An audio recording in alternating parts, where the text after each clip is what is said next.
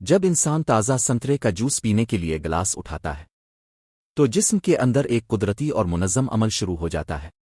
Juice جیسے ہی منہ سے غذائی نالی کے راستے معدے میں داخل ہوتا ہے، معدہ فوراً متحرک ہو جاتا ہے۔ ہاضمے کے خامرے سنترے کے جوس کو آہستہ آہستہ توڑنا شروع کرتے ہیں تاکہ اس کے غذائی اجزاء جذب ہو سکیں۔ اب یہ غذائیت آنتوں تک پہنچتی ہے، جہاں باریک ویلی ہر مفید جز کو خون میں منتقل کرتی ہے۔ وٹامن سی، قدرتی شوگر اور اینٹی آکسیڈنٹس خون کے ذریعے پورے جسم میں سفر شروع کر دیتے ہیں۔ چند لمحوں میں یہ توانائی دل، پھیپھڑوں اور پٹھوں تک پہنچتی ہے، جس سے جسم میں ہلکی سی تازگی اور چستی محسوس ہوتی ہے۔ دماغ میں داخل ہوتے ہی یہ غذائی اجزاء نیورونز کو متحرک کرتے ہیں، جس سے فوکس اور الرٹنس بہتر ہوتی ہے۔